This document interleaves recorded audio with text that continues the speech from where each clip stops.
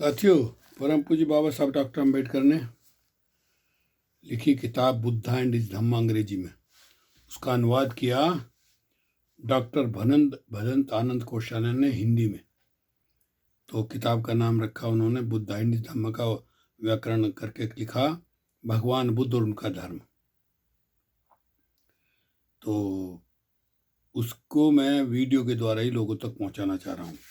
उनके पैदा होने से सिद्धार्थ गौतम के हम यहाँ तक पहुंच गए हैं। अब सांख्य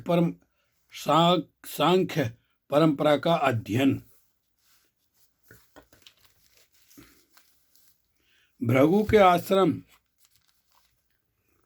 आश्रम से विदा ले चुकने पर गौतम अलार कालाम के आश्रम का पता लगाने के लिए निकल पड़ा। अलार कालाम का उस समय वैशाली में ठहरा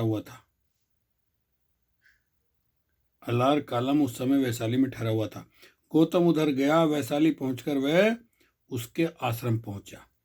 अलार कालाम के पास पहुंचकर उसने कहा कि मैं आपके सिद्धांत और अभ्यास में दीक्षित होना चाहता हूं। अलार कालाम ने उत्तर दिया, तुम्हारा स्वागत है। मेरा सिद्धांत ऐसा है कि तुम्हारे जैसा बुद्धिमान आदमी से अचिर काल में ही स्वयं समझ ले सकता है, मेरे सिद्धांत का साक्षात कर सकता है और तदनुसार जीवन बिताने लग सकता है। निश्चय से तुम ऊंची से ऊंची शिक्षा ग्रहण करने के पात्र हो। अलार कालाम के ये सब सुनकर राजकुमार बहुत प्रसन्न हुआ। उसने उत्तर दिया, इस असीम करुणा के कारण जो आप मेरे प्रति दिखा रहे हैं, सदोष होने पर भी मुझे लगता है कि मैं निर्दोष हूं। क्या आप कृपा कर मुझे अपना सिद्धांत बताएंगे? अलार कालाम बोला, तुम्हारे शील, तुम्हारे चरित्र और तुम्हारे दृढ़ निश्चय का मेरे मन पर ऐसा प्रभाव पड़ा है कि तुम्हारी पात्रता जांचने के लिए तुम्हारी कोई परीक्षा नहीं लेना चाहता। हे सुनने वालों में श्रेष्ठ, हमारे सिद्धांतों को सुनो। तब उसने गौतम को उन सिद्धांतों से परिचित कराया जो उस समय सांख्य दर्शन के नाम से ज्ञात थे। प्रवचन के समाप्ति पर अलार कालाम ने कहा, गौतम, बस इतने ही हमारे सिद्धांत हैं। मैंने सार रूप में सब बता दिए हैं। गौतम अलार कालाम की स्पष्ट व्याख्या से बड़ा प्रसन्न हुआ। समाधि का मार्ग का अभ्यास। जिस समय गौतम अपनी समस्या का हल ढूंढने निकलने के लिए नाना तरह के निरीक्षण करने में लगा हुआ था, उसे विचार आया कि वह समाधि लगाने का ढंग भी क्यों ना सीख ले। ध्यान मार्ग में 3 पद्धतियां प्रचलित थीं। तीनों पद्धतियों में एक बात समान थी। तीनों की मान्यता थी कि सांस पर काबू पा लेने से चित्त की एकाग्रता सिद्ध हो जाती है। सांस को बस में रखने की एक पद्धति आनापानसति कहलाती थी। सांस को वश में रखने की एक दूसरी पद्धति प्रचलित थी जो प्राणायाम कहलाती थी। यह सांस लेने के 3 विभाग करती है। पूरक, अंदर सांस खींचना। कुंभक, सांस को अंदर रोके रखना। रेचक, सांस को बाहर निकाल देना। सांस को वश में करने का एक और तीसरा मार्ग समाधि मार्ग कहलाता था। अलार कालाम ध्यान मार्ग में निष्णांत समझा जाता था। गौतम को लगा यह अच्छा होगा कि यदि यह अलार कालाम की देख रेख में ध्यान मार्ग का कुछ अभ्यास कर ले। इसलिए उसने अलार कालाम से बातचीत की और प्रार्थना की कि वह कृपया उसे ध्यान का मार्ग का अभ्यास करा दें। अलार कालाम का उत्तर था, बड़ी खुशी से। अलार कालाम ने उसे अपने ध्यान मार्ग की विधि बताई। इसकी 7 सीढ़ियां थी। गौतम ने इस विधि का नियमित रूप से प्रतिदिन अभ्यास किया। इस विधि पर पूरा अधिकार कर चुकने के बाद गौतम ने पूछा, क्या सीखने के लिए कुछ और शेष है?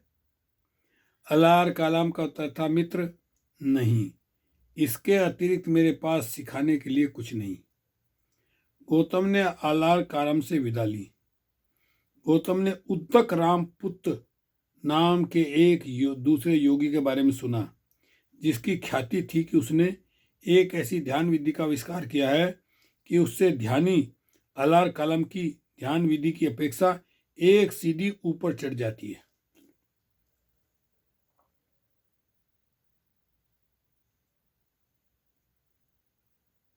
गौतम ने सोचा कि यह विधि भी सीखकर योगी को अंतिम अवस्था तक पहुंचना चाहिए। गौतम ने सोचा कि यह विधि भी सीखकर योगी की अंतिम अवस्था तक पहुंचना चाहिए। तदनुसार वह उद्दक रामपुत्र के आश्रम में पहुंचा और उसके कथनानुसार योगाभ्यास आरंभ किया। थोड़ी देर में ही गौतम ने उद्दक रामपुत्र के 8वें दर्जे तक भी अधिकार प्राप्त कर लिया। उद्दक रामपुत्र की ध्यान विधि को पूर्ण रूप से हस्तगत करने के अनंतर गौतम ने उससे भी यही प्रश्न पूछा जो उसने अलार कलम से पूछा था, क्या आगे कुछ और सीखना शेष है? उद्दक रामपुत्र का उत्तर भी पूर्व से ही था, मित्र, इसके अतिरिक्त तुम्हें सीखने के लिए और मेरे पास तुम्हें सिखाने के लिए मेरे पास और कुछ नहीं है।